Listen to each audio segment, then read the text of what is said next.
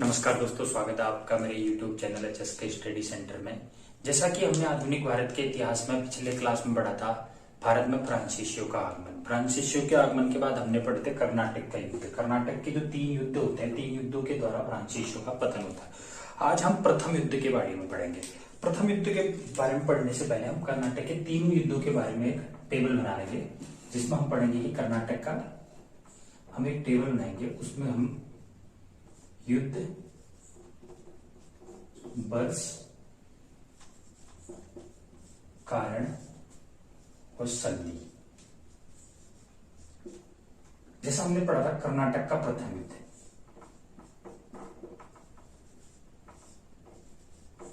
कर्नाटक का प्रथम युद्ध। कर्नाटक का प्रथम युद्ध वर्ष कब से होता है? 1746 से 1748 तक। इसका कारण था ऑस्ट्रिया का उत्तराधिकार। ये लड़ाई हुई थी यूरोप में ऑस्ट्रिया के उत्तराधिकार के लिए। इसमें कौन सी संधि होती है? एक्स ला सापेल की संधि होती है यूरोप में। एक्स ला सापेल की संधि होती है यूरोप में। और उसके बाद द्वितीय कर्नाटक युद्ध।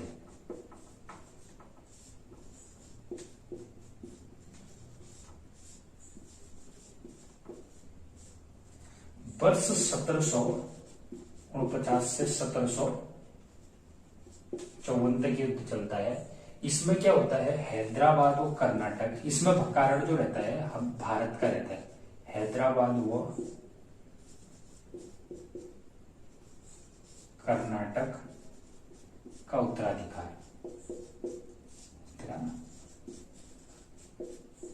इसमें कौन सी संधि होती है? इसमें होती है पांडिचेरी की संधि।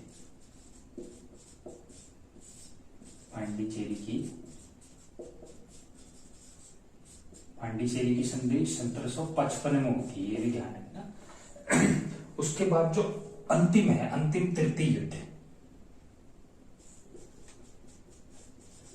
तृतीय कर्नाटक युद्ध, ये होता है 1757 से 1763 के बीच में। 1757 से ये युद्ध जो होता है 1756 से 1763 तक होता है। ये सप्तवर्षीय युद्ध, यूरोप में जो सप्तवर्षीय युद्ध इसका कारण है। और पेरिस की संधि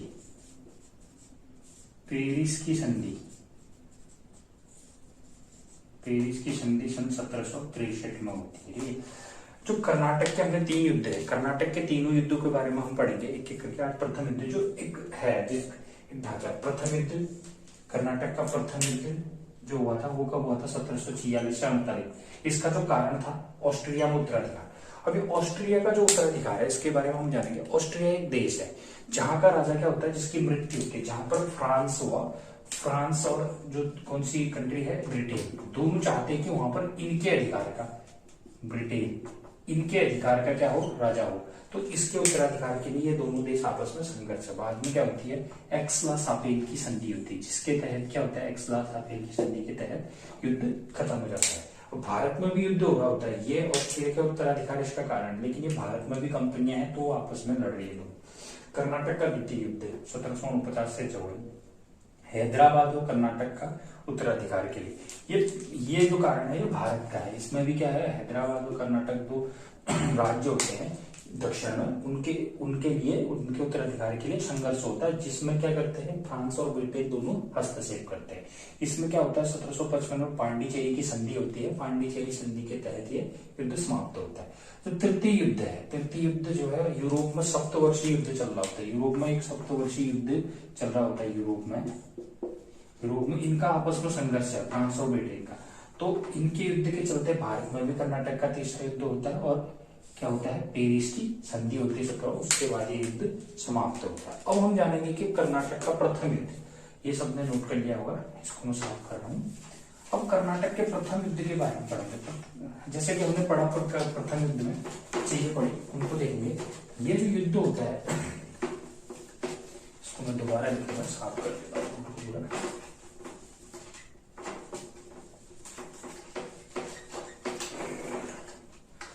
कर्नाटक का प्रथम युद्ध, प्रथम युद्ध में क्या होता है, इसका कारण क्या होता है, कर्नाटक का प्रथम युद्ध का कारण क्या रहता है, हम देख लेते हैं। ऑस्ट्रिया का उत्तराधिकार, ऑस्ट्रिया का उत्तराधिकार से हम समझेंगे, ऑस्ट्रिया एक देश होता है जहां पर क्या होता है, फ्रांस, यहाँ पर क्या राजा जो होता है उसकी मृत्यु हो जाती है, तो उस राजा की एक पुत्री होती है, ठीक है। पुत्री को कोई चाहता है कि पुत्री को उत्तराधिकार दे दिया जाए या किसी अन्य व्यक्ति। अब ये फ्रांस और ब्रिटेन दोनों चाहते हैं, यहाँ पर फ्रांस और ब्रिटेन चाहते हैं, ये दोनों देश चाहते हैं कि यहाँ पर फ्रांस चाहता है कि उसका आदमी बैठे उसके सपोर्ट का, और ब्रिटेन चाहता है कि इसके लिए ये आपस में क्या कर रहे थे, वहां पर संघर्ष कर रहे थे। तो इस संघर्ष के चलते क्या होता है, इस संघर्ष के चलते भारत में भी कंपनी है, ठीक है, भारत में भी दोनों कंपनियां अपना क्या कर रही है, व्यापार कर रही है, उसके चलते भारत में भी क्या होता है, इन कंपनियों का आपस में संघर्ष होता है। 1740 में क्या होता है, ये जो घटना चल रही होती है ऑस्ट्रिया के अधिकार पे 1740 में चल रही है, 1740 के आसपास चल रही है, ठीक है, 1740। अब भारत में क्या होता है, भारत में कौन होता है, पांडिचेरी में कौन बैठे हैं, पांडिचेरी में तब कौन है, फ्रांसीसी, इनका गवर्नर कौन था, डुप्ले, ठीक है, इनका गवर्नर कौन था, जब संघर्ष से शुरुआत होती है डुप्ले 1742 में आता है।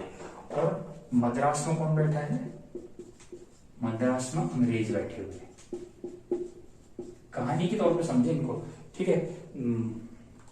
मद्रास में अंग्रेज बैठे हैं, अंग्रेजों का कौन है, निकोलस मार्श, इनका गवर्नर कौन है, निकोलस मार्श, ये क्या है, गवर्नर है इनके, ठीक है, ये इनका गवर्नर है, ये अंग्रेजों का गवर्नर है। अब क्या होता है कहानी में, अब जो ये ड्यूप्ले होता है, ड्यूप्ले एक पत्र भेजता है निकोलस मार्श को कि अगर ऑस्ट्रिया के लिए यूरोप में लड़ाई होगी तो हम यहाँ पर केवल व्यापार करेंगे। हम ड्यूप्ले बहुत महत्वाकांक्षी है, ये जानता था कि अगर ब्रिटेन से उसका युद्ध होता तो हार जाएगा। ब्रिटेन की नौसेना बहुत, जो पुनर्जागरण था ना, पुनर्जागरण का सबसे अधिक प्रभाव किस पे पड़ा था, ब्रिटेन पे पड़ा था, ब्रिटेन ने उसका सबसे ज्यादा फायदा लिया था। तो ब्रिटेन की जो नौसेना थी वो बहुत शक्तिशाली थी, ड्यूप्ले को पता था। लेकिन ब्रिटेन से क्या होता है, यहाँ पर ब्रिटेन से एक व्यक्ति आ रहा होता है, ब्रिटेन ने क्या किया, एक व्यक्ति को भेजा वहां से, किसको भेजा, उसका नाम था कमांडर बर्नेट, कमांडर बर्नेट को भेजा, ठीक है, नौसेना लेके आया। ये लड़ने के उद्देश्य से कमांडर बर्नेट क्या है, नौसेना के साथ आ रहा था, अपने एक नौसेना लेके आया, नौसेना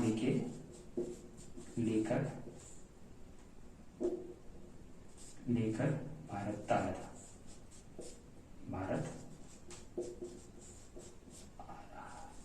इसको भारत भेजा गया, ठीक है, ये भारत के लिए आ रहा था कमांडर बर्नेट, किसकी सहायता के लिए, निकोलस मार्श की सहायता। और वहीं ड्यूप्ले को अब क्या होता है, ड्यूप्ले की अब इसके लिए ड्यूप्ले को पता था कि जो नौसेना लेके आ रहा है भारत में युद्ध, तो ड्यूप्ले जानता था कि अगर बर्नेट अगर युद्ध करेंगे तो ड्यूप्ले की, फ्रांसीसियों की हार होगी। तो जो ड्यूप्ले था, ड्यूप्ले भी मॉरिशस से अपनी सहायता मंगा लेता है, ठीक है, ड्यूप्ले कहां से मंगाता है, मॉरिशस पे इनका अधिकार था, मॉरिशस पे फ्रांसीसियों का अधिकार था। ये फ्रांस यहां से किसको बुलाता है, ये मतलब लाबुडेने एक व्यक्ति है, ये लाबुडेने को बुला लेता है, ये कमांडर बर्नेट को बुला रहा है, ये लाबुडेने की सेना को बुला रहा है, ठीक है, ये दोनों बुला रहा है। अब क्या होता है, अब ये तो अपनी अपनी शक्तियां बुला रही है, ठीक है,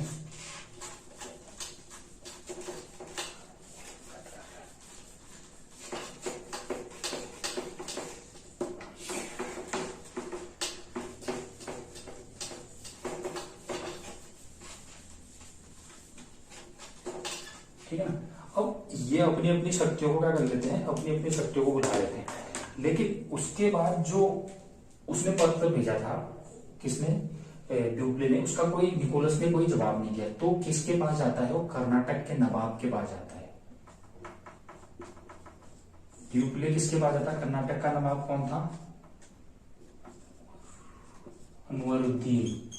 अनवरुद्दीन के पास जाता है। अनवरुद्दीन से वो वार्ता करता है कि इस क्षेत्र में कोई युद्ध नहीं करेगा, ठीक है, युद्ध नहीं करेगा, ठीक है। अनवरुद्दीन मान जाता है, अनवरुद्दीन मान जाता है।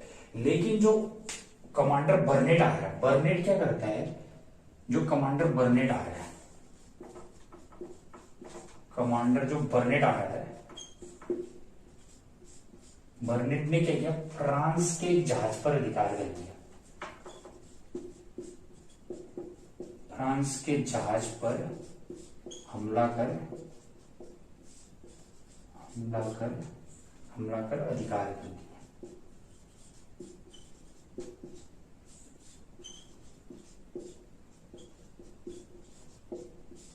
अब क्या हुआ? फ्रांस के एक जहाज पर अधिकार कर लिया कमांडर बर्नेट ने। यहां से युद्ध की शुरुआत होती है। तो उसके बाद जो ड्यूप्ले होता है, ड्यूप्ले क्या करता है? ड्यूप्ले भी नहीं होता है, ड्यूप्ले भी क्या करता है? ये मैं साफ भी करते रह रहा हूं, ठीक है। ड्यूप्ले क्या करता है? ड्यूप्ले क्या करता है? ड्यूप्ले भी क्या करता है? मद्रास पर क्या करता है? ड्यूप्ले किसकी सहायता से? ड्यूप्ले ने मॉरिशस से किसको बुलाया था? लॉ बोडेने को। लॉ बोडेने किस पे ये हमला कर देते हैं? मद्रास पे हमला। जैसे वो जो कमांडर बर्नेट आया था, बर्नेट ने इनका जहाज लूटा, तो ये युद्ध नहीं करना चाहता, लेकिन इनको मजबूरी में युद्ध करना पड़ा और इन्होंने मद्रास पर हमला कर दिया। मद्रास पर हमला किया तो मद्रास कब्जे में ले लिया।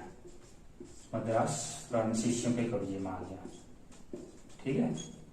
मद्रास किसके कब्जे में आ गया? फ्रांसीसियों के कब्जे में आ गया। मद्रास किसके कब्जे में आ गया?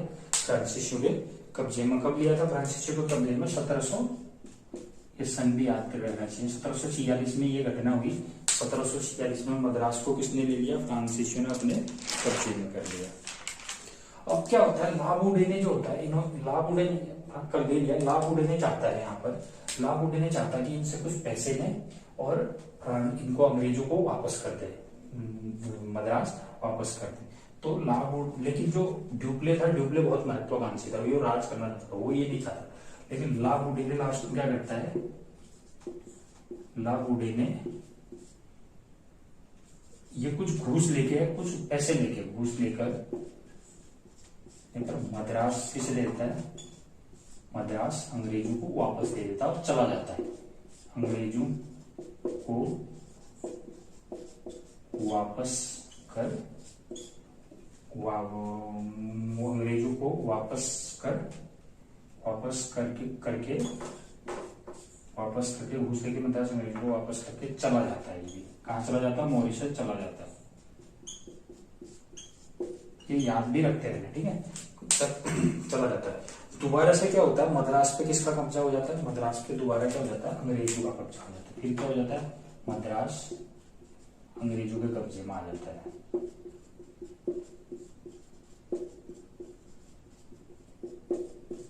कब्जे में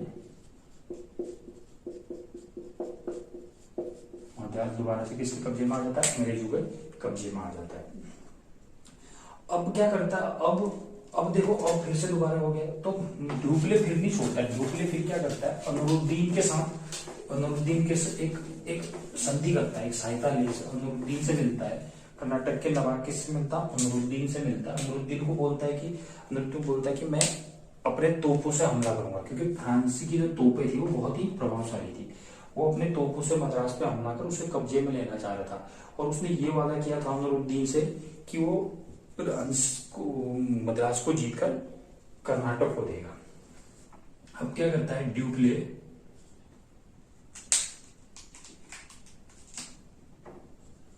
जो ड्यूप्ले होता है वो क्या करता है? ड्यूप्ले मद्रास पर तोपों से हमला कर देता है, ठीक है। तोपों से हमला करता है, ये किससे, इसने बीच में किससे लिया, अनवरुद्दीन को, और अनवरुद्दीन से इसने वादा किया कि ये हमला करेगा, आप इसमें हस्तक्षेप न करें, और ये मद्रास को जीत के किसे दे देगा, मद्रास को ये जीत लेता है, मद्रास जीत लेता है। कौन जीत लेता है, ड्यूप्ले, फ्रांसीसी कब्जे। अब जब ये मद्रास जीत लेता है तो अनवरुद्दीन क्या करता है,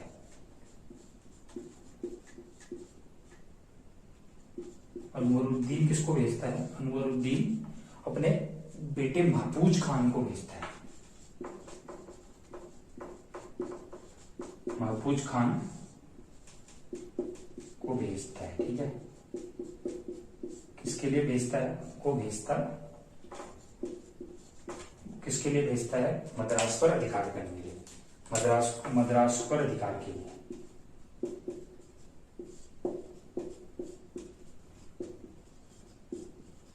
मद्रास पर अधिकार के लिए किसको भेजता है, महफूज खान को भेजता है। लेकिन जो ड्यूप्ले होता है, ड्यूप्ले क्या करता है, ड्यूप्ले मद्रास महफूज खान को नहीं देता। जैसे उसने पहले अनवरुद्दीन से वादा किया था, अनवरुद्दीन को उसने बोला था कि अगर हमला करूंगा, उसको जीतूंगा तो आपको दे दूंगा, मुझे मद्रास नहीं चाहिए, मुझे क्या करना है, अंग्रेजों को पछाड़ना है। लेकिन यहाँ पर क्या होता है, अनवरुद्दीन महफूज खान को भेजता है तो वो उसको मद्रास नहीं देता है। उसके बाद क्या होता है, महफूज खान और ड्यूप्ले के बीच, ये जो महफूज खान और ड्यूप्ले के मध्य क्या होता है, ये महफूज खान और ड्यूप्ले के मध्य क्या हो जाता है, ड्यूप्ले के मध्य एक युद्ध होता है, ठीक है ना। ड्यूप्ले के मध्य क्या होता है, एक युद्ध होता है, जिसे बोला जाता है अडियार का युद्ध। अडियार या सेंट थोमे एक जगह बताई, हम पढ़ रहे थे मद्रास के पास में, सेंट थोमे का युद्ध, ठीक है ना। अडियार का युद्ध या सेंट थोमे का युद्ध, इन दोनों के बीच में होता है। ये युद्ध कहां पर होता है, अदमार नदी, ये अदमार नदी है, वहां पर अदमार नदी के तट पे होता है, ये याद है मुझे, अदमार नदी के तट पे युद्ध होता है। इस युद्ध का परिणाम क्या होता है, इस युद्ध में कौन हार, महफूज खान क्या होता है, हार जाता है। अडियार के युद्ध में मैं इसको साफ कर रहा हूं, ठीक है। जो जब अदमार नदी के किनारे होता है, कौन सा युद्ध, अडियार का युद्ध, अडियार का युद्ध। इसका परिणाम क्या होता है, महफूज खान की हार हो जाती है। हार होने के, महफूज खान की हार होती है तो इस पे मद्रास पे किसका कब्जा रहता है, मद्रास पर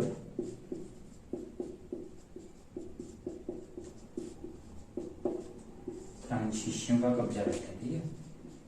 क्योंकि पहले उन्होंने कब्जे पे ले रखा था, अब महफूज खान उससे लेने के लिए गया, कब्जा करने के लिए गया, तो फिर से उन्होंने युद्ध किया, अडियार का युद्ध ड्यूप्ले के साथ। महफूज खान की इसमें हार होती है और वही रहता है। अब यही चलते चलते 1738 में क्या होता है, यूरोप में क्या होता है, यूरोप में ऑस्ट्रिया की जो लड़ाई चल रही थी, वहां एक्स-ला-सापेल की संधि होती है, एक्स-ला-सापेल की संधि हो जाती है, ठीक है। एक्स-ला-सापेल की संधि होती है। इस संधि यूरोप में होती है, तब भारत में इसका प्रभाव पड़ता है। भारत में क्या कर देते हैं, फ्रांसीसी क्या कर देते हैं, मद्रास अंग्रेजों को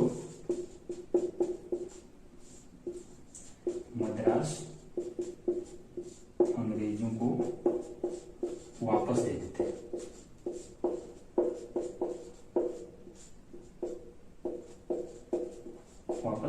हैं।